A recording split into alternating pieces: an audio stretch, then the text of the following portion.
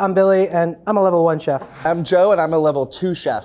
I'm Fatima, and I've been a professional chef for over 10 years. Today I'm making penne pasta with spinach and basil pesto. I am making my sun-dried tomato pesto with gnocchi and chicken. I'm making pesto with fresh pasta. All the classic ingredients, you have to keep it simple.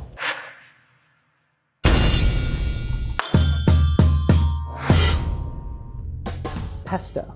It's earthy, it's fresh, it's not hot, and you get to eat it as soon as it's done. Pesto isn't pesto without garlic. I like to roast the garlic first to get rid of some of the bitterness and make the pesto creamier. The first thing I'm gonna do is take the baby spinach and chop it up so that the food processor has an easier time getting through them and making them all little and ready to get smooth and saucy. When you have such a beautiful item like basil, why crowd the party with spinach? Spinach is a good base flavor. It's got like that green taste to it. There's a more scientific explanation than green, but it's what I'm gonna call it. I'm doing a 1-to-1 ratio of spinach and basil. I'm cutting the top off so the olive oil can permeate into the garlic, just enough to get the juices flowing in there. I'm gonna pop this in the oven for 30 minutes at 400 degrees Fahrenheit. I like making my pesto in a pesto mortar. This is pretty heavy and probably weighs like my 2-year-old daughter. I'm gonna put all of these chopped up greens into like a little personal blender, which I call a zhuzher.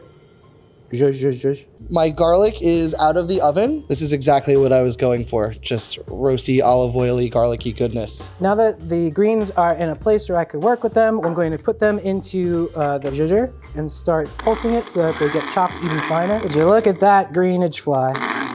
Scoop this liquid gold into the food processor. I use lemon to add brightness to the pesto. Harder than I thought. I need to get back in the gym. You can't have pesto without basil, so I'm gonna add my basil. I'm gonna start with Toasted my pine nuts. These are toasted. Pine nuts, if you're not like making pinoli cookies or pesto sauce, those bad boys are sitting in the cupboard for months and months at a time. Almonds, cheap, versatile, nutty, certain je ne sais quoi.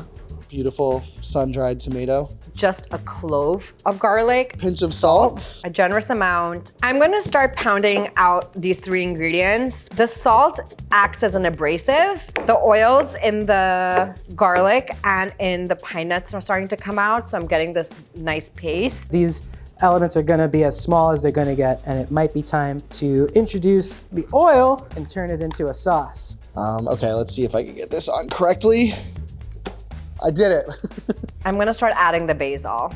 Pulse this. Don't be afraid of really going in on this pesto. Mortar and pestle is definitely worth it, if you know how to use one, which sometimes I don't. It's gonna be worth it at the end. There really is no substitute for good Parmigiano cheese. You see this?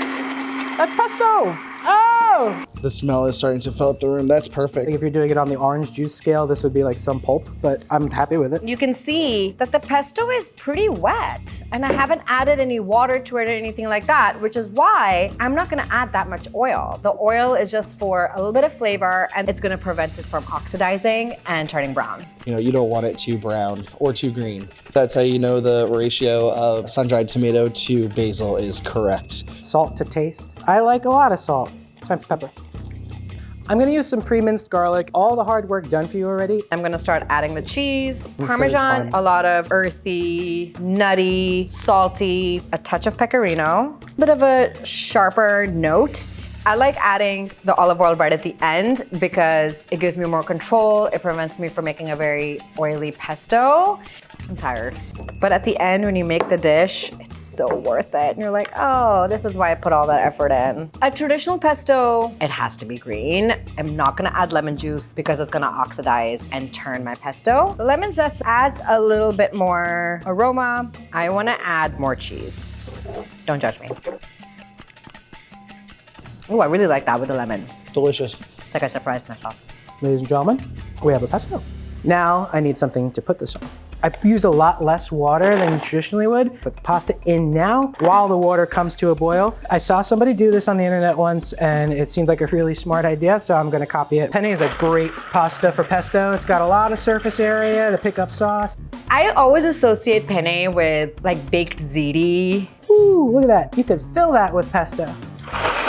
In you go. So I love a pesto with other noodle just because the pesto coats it really nicely. The first thing I do is dump all the double O flour out onto my work surface.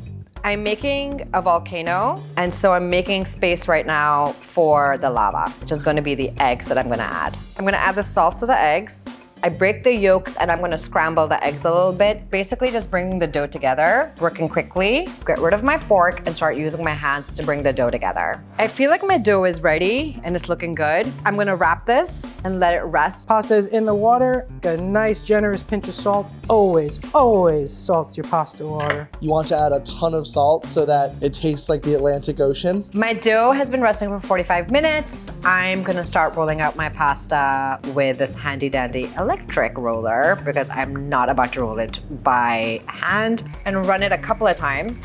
I want it to be a nice, delicate pasta because the sauce is delicate. I like the magic of this. You can roll it up and make a little bundle that's gonna go right into the boiling water once we've rolled everything out. My water's finally boiling. I'm gonna let it go for like another minute or two and then test the pasta and see how my method works. Cut open my bag of imported potato gnocchi. The pillowy texture of the gnocchi really adds to the like bright flavors of the pesto, and gnocchi cooks quickly. Just a couple of minutes. It's almost like a hot bath. Fresh pasta should just rise to the top and look tender and juicy. I think that's good.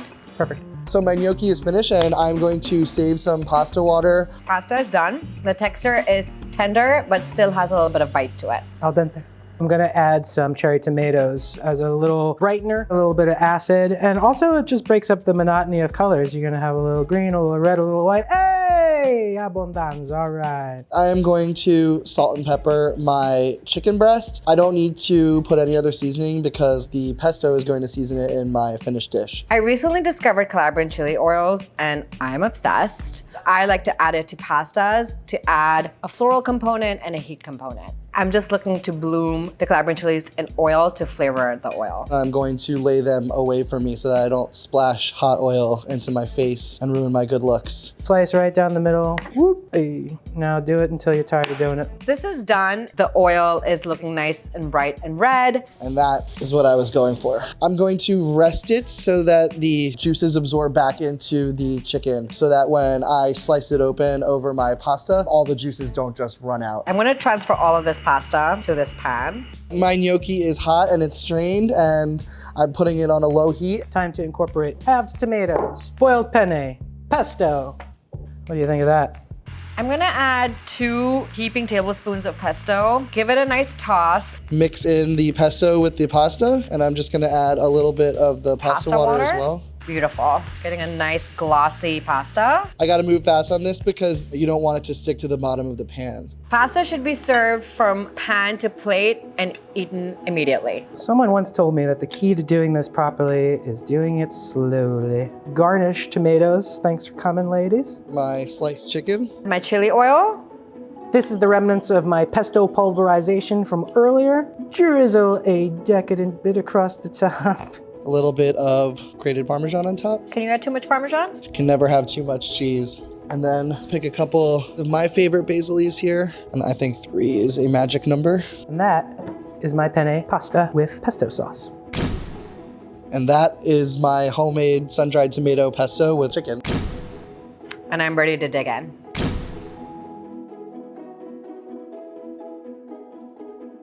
I am in no way disappointed with the way this turned out. Not for nothing, but it looks better than anybody else's too. It looks gorgeous. It's kind of undeniable. Yeah, I'm good at this. I can make pesto. Just like, that's why I'm a pro. It's a little bit healthy, it's a little bit sinful, it's the perfect dish. Silky, luscious, got that little heat. It does not get any better than this. You can taste the spinach, you can taste the basil. They're not fighting each other, they're playing nice. And finishes off with that nice green flavor I was talking about earlier. I'll eat this whole thing if you guys don't tell me to stop. Pesto is an aromatic sauce or dip, and it's always delicious. Let's see how each of our 3 chefs made theirs. Billy blended traditional basil with spinach, a deep green tender leaf that adds a lot of water to his pesto. It's a good source of vitamin A, so also makes it nutrient dense and enhances the already green basil. Billy included almonds, a harder nut, lower in fat compared to pine nuts, with a slightly less creamy effect. Joseph added layers of flavor by roasting whole garlic, imparting a sweet caramel note. He blended everything together with olive oil and sun-dried tomatoes. Tomato flavor compounds are concentrated because water is reduced during the drying process. They're also intensely red because of the concentration of two carotenoid pigments, lutein and lycopene. Fatima made traditional pesto with the addition of raw garlic, basil, and authentic Parmigiano Reggiano, a hard cheese ripened or affinaged between 1 and 3 years. Physical and chemical changes happen during affinage.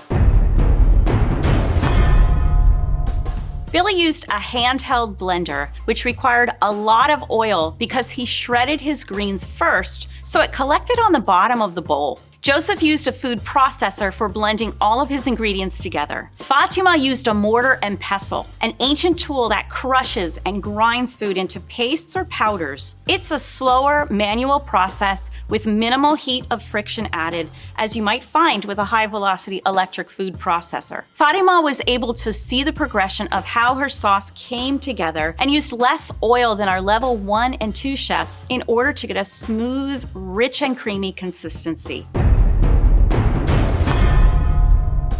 Billy cooked commercial dried penne, which is made with water and semolina, a hard flour derived from durum wheat. Joseph used commercially made potato gnocchi, which are like small dumplings made with potatoes, flour, and sometimes eggs. Fatima made her own fresh pasta with 00 flour. In Italy, flour is classified according to particle size of the flour, or how finely ground it is. The 00 flour has high elasticity for kneading, rolling, and shaping her pasta. She reserves some of the starchy cooking water, a very smart technique, because she can add it to loosen her pasta and pesto as needed. Many chefs say pasta water should be as salty as the ocean. You certainly need salt in your pasta water, but can you add too much? Yes, and you can ruin your pasta and pesto this way. Pesto is a gorgeous green, intensely flavorful sauce. Next time you're making pasta for 2 or 22, we hope you'll try some pesto and take tips from our 3 outstanding chefs.